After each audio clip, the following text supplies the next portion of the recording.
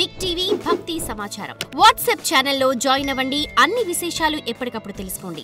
అందరికీ నమస్కారం. Welcome to big TV. ఎన్నో ఆధ్యాత్మిక ప్రశ్నలకు సమాధానం చెప్పడానికి ఇప్పుడు మనతో పాటు ఆధ్యాత్మిక గురువులు, జ్యోతిష్య పండితులు హరికృష్ణ గురుగారు మనతో పాటు ఉన్నారు. వారితో మాట్లాడదాం. నమస్కారం గురుగారు. నమస్తే అమ్మ.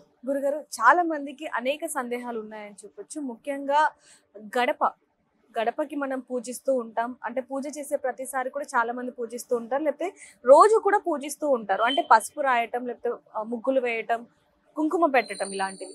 అసలు గడపకి ఎందుకు పూజించాలి అంటారు? ముందుగా బిగ్ టీవీ ప్రేక్షకులకు నమస్కారాలు. శ్రీమాత్రే నమః. మరి ఈరోజు గడపకి ఎందుకు పూజించాలి అనేటువంటి సందేహాలు నివృత్తి చేసుకోవడానికి ఈరోజు మనను ప్రశ్నలను వెతుకోవచ్చు.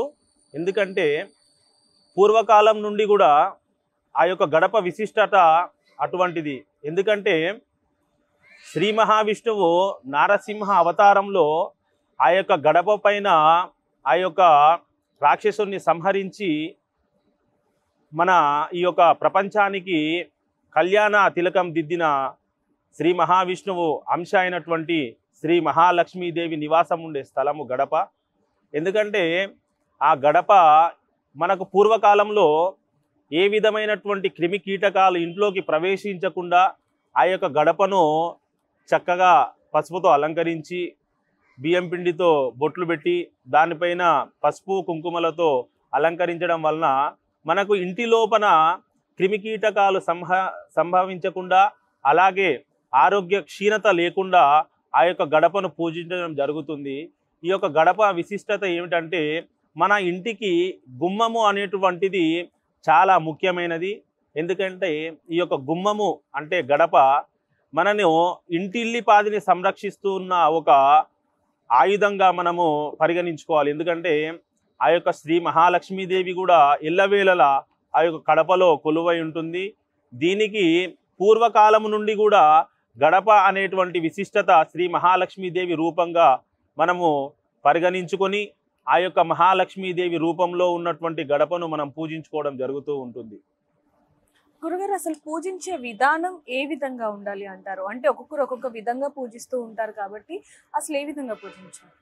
ఇప్పుడు గడపను పూజించుకోవడం అనేటువంటిది ఉదయాన్నే స్త్రీలు తలార స్నానం చేసుకొని మంగళవారం కానీ శుక్రవారం కానీ ఇంటిని శుద్ధి చేసుకొని తద్వారా తదుపరి మనకు గడప దగ్గరికి వెళ్ళి ఆ యొక్క గడపను నీటితో పరిశుభ్రంగా చేసుకొని ప్రతిదినము కూడా ఆ యొక్క గడపను పూజించుకోవడం అనేటువంటి చాలా శ్రేయస్కరము. ఎందుకంటే ఆ యొక్క గడపలో ఉన్నది శ్రీ మహాలక్ష్మీదేవి. ఆ గడపలో మనం పూజించుకోవడం వలన మన ఇంటి సౌభాగ్యము, అలాగే ధనము, అలాగే ప్రతి ఒక్క మనకు పాజిటివ్ ఎనర్జీ కూడా మన ఇంటి లోపలికి ప్రవేశించడం జరుగుతుంది. కాబట్టి ఉదయాన్నే స్నానం చేసుకొని ఆ గడపను పూజించుకొని దాన్ని మనము పసుపుతో మనం అలంకరించుకొని కుంకుమ బొట్లు, అలాగే బియ్యం పిండితో బొట్లు పెట్టుకొని దానిపైన 2 పుష్పాలు పెట్టుకొని ఆ యొక్క గడపను పూజించుకోవడం అనేటువంటిది చాలా శ్రేయస్కరం అండి. గురుగారు, చాలా మంది కూడా స్నానం చేయక ముందే గుమ్మాన్ని పూజించటం కానివ్వండి, ఇలాంటివి చేస్తూ ఉంటారు. దానివల్ల ఏమన్నా ఇబ్బందులు తలెత్తే అవకాశం ఉంటుందంటారా? అంటే ఇప్పుడు మనము గడపను ఎవరైనా సరే స్త్రీలు ఉదయాన్నే లేచి స్నానం చేసుకున్న తర్వాతనే గడపలను అలంకరించుకోవాలి. ఎందుకంటే స్నానం చేయకముందు ఇలాంటివి చేయడం వలన మనకు చెడు ప్రభావాలు, చెడు ఫలితాలు కూడా మనకు సంభవిస్తాయి. ఎందుకంటే మనం ఏ యొక్క దేవాలయానికి వెళ్ళాలన్నా కూడా, ఏ యొక్క శుభకార్యం చేయాలన్నా కూడా స్నాన సంధ్యానుష్ఠాలను పూర్తి చేసుకొని మనం ఈ కార్యక్రమాలు చేసుకోవాలి. ఎందుకంటే మనము మనస్సు శుద్ధితో పాటు శరీర శుద్ధి కూడా చాలా అవసరము. తద్వారా మనకు శరీర శుద్ధి చేసుకోవడం వల్లనే మనకు పాజిటివ్ ఎనర్జిటీస్ కూడా మన శరీరంలోకి ప్రవేశించడం జరుగుతుంది. కాబట్టి ప్రతి ఒక్కరు కూడా ఇలాంటి విధులను స్నాన సంధ్యానుష్ఠాలను పూర్తి చేసుకున్న తర్వాతనే ఇలాంటి కార్యక్రమాలు చేసుకోవాల్సిందిగా మనం విజ్ఞప్తి చేస్తూ ఉన్నాం. గురుగారు, ఇంకొంతమంది అంటే గడప మీద తుమ్మ రాదు అని చెప్తూ ఉంటారు. అసలు ఎందుకు తుమ్మకూడదు అంటారు? అంటే గడప మీద తుమ్మడము అనేటువంటిది అంటే మనము అమ్మవారి స్వరూపంగా కొలుస్తాం కాబట్టి ఆ యొక్క అమ్మవారి యొక్క అంశను మనము ఆ గడపలో చూసుకుంటాం. కాబట్టి అక్కడ తుమ్మడం వల్ల ఏమవుతుందంటే మనము ఆ యొక్క అమ్మవారి మీద తుమ్మడం జరిగినట్టుగా భావించుకొని తుమ్మిన తర్వాత ఆ యొక్క పాప సంహారానికి పసుపు నీళ్లు మడిగా చేసుకొని ఆ ఒక గడపను చల్లుకోవడం అనేటువంటిది ఆచారంగా వస్తుంది. అంటే మనం జనరల్గా అయితే మనం గడపల దగ్గర కూర్చొని మనం ఏం చేయలేము. ఎందుకంటే ఉదయాన్నే పూజ చేసుకున్న తర్వాత ఆ గడపలకు సంబంధించిన కార్యక్రమం పూర్తి చేసుకున్న తర్వాత మిగిలిన కార్యక్రమాలు అన్నీ ఇంటి లోపలనే జరుగుతాయి. కాబట్టి ఎప్పుడైనా సరే గడపలపైన కూర్చోవద్దంటారు, అలా గడపలపైన తుమ్మొద్దు అనేటువంటిది శాస్త్రంగా వస్తుందన్నమాట. గురుగారు మరొకటి అంటే చాలా మంది గడపని తొక్కుతూ వెళ్తూ ఉంటారు, గడప మీద కాలు వేసి అలాంటివి, అవి కూడా చేయకూడదు అంటారు. దాని వెనకాల ఉన్నది ఏంటి? అంటే ఇప్పుడు మనం చెప్పుకునే విధంగా మనము ఇది ఎటు కూడా మనం చెప్పుకున్నా కూడా శ్రీ మహాలక్ష్మీదేవి అంశ కాబట్టి దానిపైన కాళ్ళు పెట్టడం కానీ తొక్కడం కానీ జరగొద్దు అనేది మనం నేర్చుకున్నదే కాకుండా మన పిల్లలకు కూడా దాని యొక్క గొప్ప విశిష్టతను తెలియపరచాలని పూర్వీకులు మనకు గడప యొక్క ప్రాముఖ్యతని లక్ష్మీదేవి రూపంలో ఇచ్చారు. కాబట్టి మనం దాన్ని చాలా జాగ్రత్తగా పూజా కార్యక్రమాలు చేసుకోవాలి. అలాగే ఈ యొక్క పిల్లలు తొక్కడం కానీ పెద్దవాళ్ళు కూడా తొక్కడం కానీ జరగటువంటి మనకు చెడు ప్రభావాలు సంభవిస్తాయి అనే ఉద్దేశంతో ఆ విధంగా తొక్కొద్దు అనే ఒక విషయాలను పరిగణలోకి తీసుకుంటాం అన్నమాట. గురుగారు దీపారాధన చేసిన తర్వాత తలుపులు వెయ్యరాదు అంటూ పెద్దోళ్ళు అంటూ ఉంటారు, ఎందుకంటారు? అంటే దీపారాధన పూజా గదిలో దీపారాధన చేసుకున్న తర్వాత లేదా పూజా కార్యక్రమాలు చేసుకున్న తర్వాత ఎందుకు మూయకూడదు అనే సందేహాలు తలెత్తుతాయి. దీనికి సమాధానం ఏమిటంటే ఇప్పుడు మన పూజా కార్యక్రమాలు చేసిన తర్వాత దేవుని మన దేవాలయంలోకి లేదా ఇంట్లో పూజ గదిలోకి ఆహ్వానించడం జరుగుతుంది.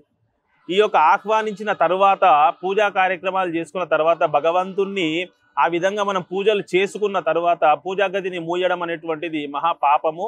ఎందుకంటే ఇప్పుడు మన ఇంటికి ఉదాహరణకు ఎవరైనా అతిథులు కానీ వచ్చారనుకోండి, వారికి మనం భోజన కార్యక్రమాలు అన్నీ తినిపించేసి మీరు ఇంట్లోనే ఉండండి, మేము తలుపు పెట్టేసుకొని మేము వెళ్ళిపోతాము అంటే అది చాలా హాస్యాస్పదంగా ఉంటుంది. ఎందుకంటే భగవంతుని స్వరూపాన్ని మనం ఎప్పుడైతే ఇంట్లోకి పూజా కార్యక్రమాలు చేసి ఆహ్వానించిన తర్వాత ఆ యొక్క భగవంతుడు మనకు దివ్యమైన అనుగ్రహం ప్రసాదించాలని ఆ యొక్క పూజా గదిని తెరవడము అలాగే ఉంచడం కూడా జరుగుతుంది. ఏదైనా చెడు కార్యాలు జరిగినప్పుడు లేదా ఇంటికి అంటుముట్టు వచ్చినప్పుడు కానీ ఆ యొక్క పూజా కార్యక్రమాలు చేయకుండా ఆ ఒక తలుపును వేయడం అనేటువంటి శ్రేయస్కరము. అంతే తప్ప మరే సమయాల్లో కూడా పూజ చేసిన తర్వాత ఇంటి తలుపులు వేయరాదు, వేయకూడదు కూడా. గురుగారు మరికొంతమంది దీపారాధన చేసే సమయంలో తలుపులు వేసుకుని దీపారాధన చేస్తూ ఉంటారు, అంటే అలా చేయొచ్చు అంటారు అసలు? ఇప్పుడు మనం చూసుకున్నట్టే దీపారాధన చేయడం అనేటువంటి దేవుణ్ణి ఆహ్వానించడమే. మనం పూజా కార్యక్రమాలు చేసుకున్నప్పుడు తలుపులు కూడా అలాగే కటన్స్ కూడా వేయొద్దు. ఎందుకంటే మనకు ఆ యొక్క సూర్యరశ్మి అంటే మనకు పాజిటివ్ ఎనర్జీ అనేది బయట తరంగాల నుండే మనకు వస్తుంది. ఆ తరంగాలను కూడా ఆ కడప అనేటువంటిది మన చెడు తరంగాలను ఆపేసి మంచి తరంగాలని మనకు లోపలికి పంపిస్తుంది. అప్పుడు మనము దేవుణ్ణి ఆహ్వానించినప్పుడు కూడా ఆ యొక్క దేవుడే కాకుండా మిగతా దుష్టశక్తులు కూడా ఏవి కూడా రాకుండా ఆ గడప మనల్ని సంరక్షిస్తుంది. అటువంటి సమయంలో మనము ఇంటి లోపల తలుపులు వేసుకొని పూజ చేసిన కార్యక్రమాలు ఏవి చేసినా కూడా అవి మనకు మంచి ఫలితాన్ని ఇవ్వవు అని మనస్ఫూర్తిగా మనం చెప్పొచ్చు. గురుగారు మనం దేవుడి దగ్గర ఆకు వక్క తాంబూలంలో అవి పెడుతూ ఉంటాం కదా గురుగారు, వాటి అంటే మిగిలిపోయిన తర్వాత అవి ఇంట్లోకి వాడుకోవచ్చు అంటారా, లేకపోతే దేవుడికే వాడాలి అంటారా? అంటే ఇప్పుడు మనము పూజాది కార్యక్రమాలు చేసిన తర్వాత ఆ యొక్క వక్కలు కానివ్వండి, ఖర్జూరాలు కానివ్వండి, పసుపు కొమ్ములు కానివ్వండి, మరి ఇతర పూజా సామాగ్రిని కానివ్వండి, మనం పూజ చేసుకున్న తర్వాత మహిళలు ఎవరైనా ఇంటికి స్త్రీలు వచ్చినచో వారికి ముత్తైదుతనం కోసము పసుపు కుంకుమలు ఇవ్వడం చాలా శ్రేయస్కరము. అలాగే ఈ వక్కలు కానివ్వండి, పసుపు కొమ్ములు కానివ్వండి, ఇవన్నీ పూజ చేసిన తర్వాత ఏదైనా ఒక దేవాలయంలో బ్రాహ్మణునికి దానం చేయడం వలన మంచి ఫలితాలు వస్తాయి. ఆ యొక్క పూజా కార్యక్రమాలు చేసినవి మళ్ళీ వేరే పూజకు ఉపయోగించడం అనేటువంటిది మంచిది కాదు. ఎందుకంటే ఒకసారి మనము దేంట్లోనైనా ఆవాహన చేసిన తర్వాత అవి నవగ్రహాలు కావచ్చు, లేకపోతే ఇంకే ఇతర పూజా కార్యక్రమాలు చేసినా కూడా అలాంటివి మళ్ళీ ఇంకో పూజకు వాడడం అనేటువంటివి మంచిది కాదు. ఎందుకంటే మనము ఏదైనా తాంబూలం ఎవరికైనా ఇవ్వాలనుకుంటే కొత్తవి చేసి మనము పూజా కార్యక్రమాలలో పెట్టనివి లేదా పూజా కార్యక్రమాలకు సంబంధించి ఆ యొక్క తాంబూలాలు ఇస్తే చాలా బాగుంటుంది. పూజా కార్యక్రమాలు చేసుకున్న తర్వాత అవన్నీ ఏదైనా దేవాలయంలో కానీ లేదా అది మనకు దేవుడికి సంబంధించిన ఆ యొక్క వరకు చేసుకోవడం అనేటువంటిది మంచిది. గురుగారు దీపారాధన వేళల్లో ఇందాక మీరు గత వీడియోలో చెప్పటం జరిగింది. దీపారాధన చేసేటప్పుడు ఆవలింతలు గాని, లేకపోతే ఆకలి గాని వేస్తే కొంతమంది పెద్దవాళ్ళు దోషం అంటూ ఉంటారు. అందులో వాస్తవం ఉందా అండి? అది పూర్తిగా అవాస్తవము. ఎందుకంటే మనం పూజ చేసే కార్యక్రమాలలో ఆవలింపులు రావడం అనేటువంటిది, మనం ఏదైనా పూజా కార్యక్రమంలో పాల్గొన్న సమయంలో అవతలి బ్రాహ్మణుడు కానీ ఏదైనా పూజా కార్యక్రమాలు చేసే సమయంలో దాంట్లో పాజిటివ్ ఎనర్జీ ఏదైతే ఉందో అవి మన బాడీని తాకడం వలన మనకు ఆవలింపులు అనేటువంటివి వస్తాయి. అది ఎందుకంటే మనకు చెవిలో గంగా అనేటువంటి ఒక అమ్మవారు ఉంటుంది. ఈ యొక్క మనము ఆవలించినప్పుడు కానీ ఇలాంటివి వచ్చినప్పుడు కూడా మనము ఆత్మశుద్ధి అనేటువంటిది ఆటోమేటిక్గా మనకు జరుగుతుంది. ఎందుకంటే ఆ శబ్ద తరంగాల నుండి వచ్చే శక్తి మన బాడీ లోపలికి వెళ్ళి ఆ యొక్క ఆవలింపుల రూపంలో మనకు వస్తుంది. కాబట్టి అలాంటి దోషాలు అనేటువంటివి ఏవి ఉండవని చెప్పడం జరుగుతుంది. గురుగారు తులసి కోట, తులసి ఈ మొక్క అనేది ప్రతి ఒక్కరి ఇంట్లో చాలా మట్టుకు ఉంటుందని చెప్పొచ్చు. తులసి మొక్కకి అంటే తులసి కోటకి ఆడవాళ్ళే పూజ చేయాలా, లేకపోతే మగవారు కూడా చేయొచ్చా అంటే ఏం చెప్తారు? ఇప్పుడు తులసి కోట పూజ అనేటువంటిది ఖచ్చితంగా స్త్రీలు చేసుకునే పూజనే. ఎందుకంటే పూర్వం నుండి కూడా ఏ పూజా కార్యక్రమాలైనా మగవారికి అవకాశం ఉంటుంది, మగవారు మాత్రమే చేయాల్సి వస్తుంది.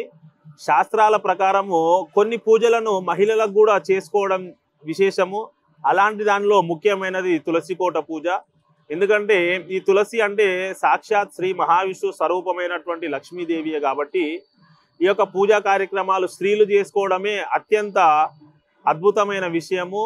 దాని ద్వారా కూడా చాలా ఫలితాలు కూడా లభిస్తాయి. ఈ యొక్క పూజా కార్యక్రమాలు ఉదయాన్నే లేచి మరి స్త్రీలు తలారా స్నానం చేసుకున్న తర్వాతనే తులసి కోటను పూజించుకోవడం అనేటువంటిది చాలా ముఖ్యమైన విషయము. ఇది అందరూ కూడా పరిగణించుకోవాల్సిన విషయము. గురుగారు ఇందాక మీరు చెప్పారు అంటే లేవంగానే నిద్ర లేచిన వెంటనే తులసి కోటకి పూజ చేయాలి అనేది. చాలా మంది కూడా ఇంట్లో పూజ చేశాక తులసి కోటకి చేయటం ఇలా చేస్తూ ఉంటారు. అలా చేయొచ్చు అంటారా?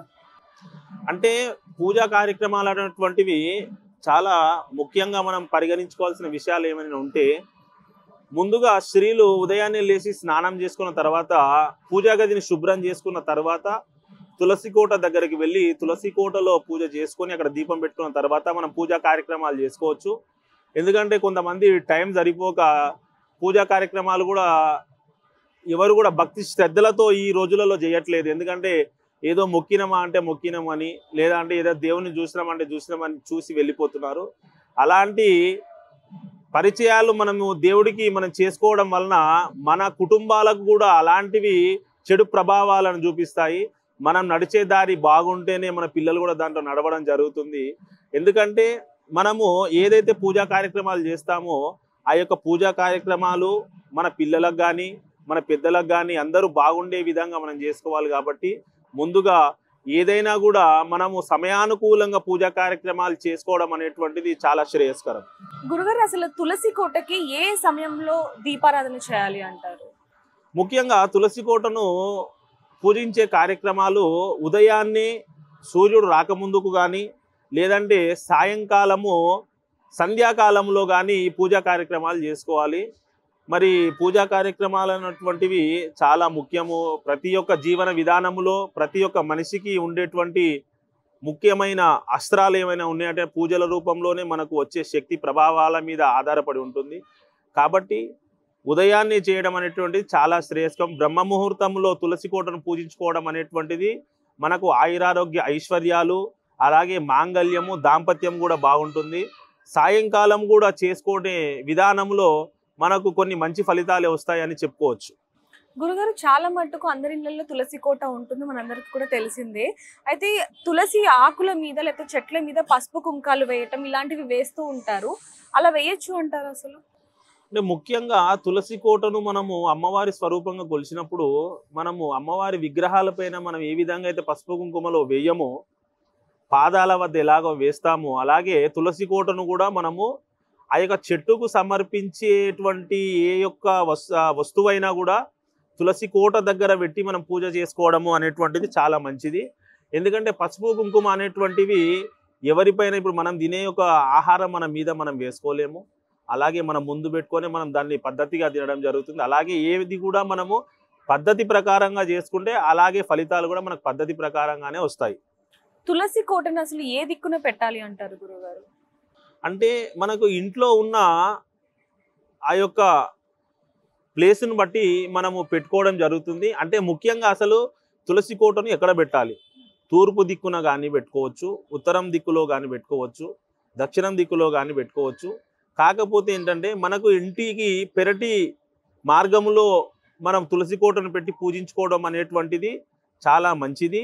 ముఖ్యంగా తులసి కోటను చాలామంది ఇంటి ముందు పెట్టుకుంటారు. ఆ పెట్టుకోవడం వలన మనకు ఆ తులసి నుండి మనకు పాజిటివ్ ఎనర్జిటీస్ అనేటువంటివి ఇంటి లోపలికి ప్రవేశిస్తాయి ఆ సూర్యరశ్మి వల్ల. తద్వారా మన ఇంటికి ఆరోగ్యాలకు కూడా చాలా బాగుంటుంది అనేటువంటిది మనకు మంచి విషయం అమ్మ. గురుగారు, మనం గుడిలో హారతి ఇచ్చేటప్పుడు లేకపోతే ఇంట్లో హారతి ఇచ్చేటప్పుడు ఖచ్చితంగా గంటని కొడుతూ ఉంటాము. దానికి గల సాంకేతికం ఏంటంటే, అంటే మనము ఇంట్లో కానీ గుడిలో కానీ ఆ గంటలు మోగించడం అనేటువంటిది మనం పూజ చేసే సమయంలో ఆ గంట నుండి వచ్చే శబ్ద తరంగాలు, అలాగే ఆ యొక్క ధ్వజస్తంభం నుండి వచ్చే శబ్ద తరంగాలు, అలాగే దేవాలయ ప్రాకారం పైన ఉండేటువంటి కలశాల నుండి వచ్చే శబ్ద తరంగాలు, ఇవన్నీ కూడా ఏకమై ఆ యొక్క భగవంతునికి మన యొక్క కోరికలను నెరవేర్చేటువంటి విధంగా ఆ విధంగా మనకు అవన్నీ కూడా ఉపయోగపడతాయి. కాబట్టి మన దేవాలయంలో కానీ ఇంటిలో కానీ గంట మోగించడం అనేటువంటిది చాలా మంచిది. తద్వారా మనకు చెడు యొక్క ఆ తరంగాలు ఏమైనా ఉన్నా కూడా అవి తొలగిపోయే అవకాశాలు ఉంటాయి అన్నమాట. గురుగారు, చాలా మట్టుకు అంటే హారతి అనేది చాలా మంది చివర్లో ఇస్తూ ఉంటారు. కొంతమంది ప్రసాదం పెట్టక ముందు, మరికొంతమంది ప్రసాదం పెట్టాక ఇస్తూ ఉంటారు. అసలు ఇంట్లో హారతి ఎప్పుడు ఇవ్వాలి అంటే? మనము ఇంట్లో పూజా కార్యక్రమాలు ఏదైనా కూడా పద్ధతి ప్రకారంగా చేసుకోవడం అనేటువంటిది చాలా మంచిది. ఒకవేళ తెలియకపోతే తెలుసుకొని ఆ యొక్క పూజా కార్యక్రమాలు చేసుకోవాలి. అంటే ఏ విధంగా అయితే ముందుగా దేవుణ్ణి ఆవాహన చేసుకోవాలి, తర్వాత వస్త్రం సమర్పించుకోవాలి, అలాగే పసుపు కుంకుమాలు సమర్పించుకోవాలి, అలాగే నైవేద్యం సమర్పించుకున్న తర్వాతనే చివరికి హారతి అనే ఒక కార్యక్రమం ఉంటుంది. ముందుగా నైవేద్యానికి ముందు ఎవరు కూడా హారతి ఇవ్వకూడదు. ఎందుకంటే మనము ఏదైనా పూజా కార్యక్రమాలు పద్ధతి ప్రకారం చేసుకోవడం వలననే కూడా మనకు ఈ యొక్క శుభ ఫలితాలు అనేటువంటివి జరుగుతూ ఉంటాయి. లేదంటే అనేకమైనటువంటి ఇబ్బందులకు మనం గురి అవుతాం. గురుగారు, చాలా మటుకు కూడా గర్భిణీ స్త్రీలు గుళ్ళకి వెళ్ళకూడదు అనేది మనకి అంటే శాస్త్రాలు చెప్తున్నారు, డాక్టర్స్ కూడా చెప్తున్నారు అని చెప్పొచ్చు. అయితే కొంతమంది వెళ్ళి కూడా కొబ్బరికాయ కొట్టడం ఇలాంటివి చేస్తూ ఉంటారు కదా, దాని తర్వాత వచ్చే ఫలితాలు ఏ విధంగా ఉంటాయి? అంటే ఇప్పుడు చూసుకున్నట్టయితే మనము గర్భిణీ స్త్రీలు ఎందుకు దేవాలయానికి వెళ్ళొద్దు అనేటువంటిది, ముందుగా గర్భిణీ స్త్రీలు 5 నెలల వరకు కూడా దేవాలయాలకు వెళ్ళొచ్చు. 6 నెలల్లో కూడా వెళ్తారు, 7వ నెలలో కూడా వెళ్తారు. చివరికి ప్రసవం ముందు కూడా వాళ్ళకు ఓపిక ఉన్నంత వరకు కూడా దేవాలయాలకు వెళ్ళే అవకాశాలు ఉంటాయి. ఎందుకంటే పూర్వకాలము నుండి ఇప్పటి వరకు కూడా దేవాలయాలలో ఎప్పుడు కూడా పాజిటివ్ ఎనర్జిటీ ఉంటుంది. ఏదైనా మనము దేవాలయానికి వెళ్ళినప్పుడు చాలా బాగుంటుంది, బయటకు వచ్చిన తర్వాత డీలాగా ఉంటాము. సో అలాంటి యొక్క చెడు ప్రభావమైన చూపులు మన మీద పడకుండా ఉండేందుకే మన గర్భిణీ స్త్రీలు దేవాలయంలోనికి రావద్దు. లేదంటే దేవాలయానికి రావాల్సిందిగా ఉన్నప్పుడే మనము ఎక్కడి నుండో ప్రయాణం చేయాల్సి వస్తుంది. అంత దూరం ప్రయాణం చేసే సమయాలలో ఏదైనా ఒక అశుభాలు జరుగుతాయి. కాబట్టి అలాంటివి జరగకుండా ఉండడం కోసమే ఈ విధంగా పెద్దలు మనకి ఈ నిర్ణయాలను పద్ధతిగా పెట్టినారన్నమాట. గురుగారు, దేవుడికి మొక్కులు మొక్కుకొని మర్చిపోతే నిజంగానే అశుభాలు జరుగుతాయి అంటూ ఉంటారు పెద్దవాళ్ళు. ఏదైనా చెడు జరిగిన వెంటనే నువ్వు దేవుడికి మొక్కుకున్నావు, అందుకే ఆ విధంగా జరిగింది, మొక్కు చెల్లించలేదు అంటారు. అందులో వాస్తవం ఉంది అంటారు? అంటే ఇప్పుడు మనము మొక్కులు అనేటువంటివి మన యొక్క పూజా విధానాలపైన ఆధారపడి ఉంటాయి. అంటే మనము తీర్చలేని మొక్కులు మొక్కడం కూడా మన యొక్క తప్పుగా మనం పరిగణించుకోవాలి. ఎందుకంటే ఏదైనా మొక్కినప్పుడు కానీ, అంటే ఇప్పుడు మనము చెప్పుకోవాలంటే ఇప్పుడు సత్యనారాయణ స్వామి వ్రతంలో కూడా అదే విధంగా ఉంటుంది. మనము నువ్వు వ్రతం చేస్తాను అని చెప్పి చేయకపోవడం వలననే మీకు ఇటు దుఃఖాలు సంభవిస్తున్నాయి అనేటువంటిది. అలాగే ప్రతి ఒక్క పూజా కార్యక్రమాలు మనం మొక్కిన మొక్కులో ఆధారపడి ఉంటుంది. మనము ఏదైతే మన చేతులతో మనం చేసుకోవడం అంత శక్తిగా ఉన్నదో అదే మొక్కులు మనం మొక్కుకోవాలి. అలాంటివి చేసుకోవడం వలన ఆ మొక్కులు మొక్కి కూడా మనం తీర్చకపోవడం వలన కూడా కొన్ని అశుభాలు జరిగేటువంటి అవకాశం ఉంటుంది. For more videos like this, subscribe Big TV channel.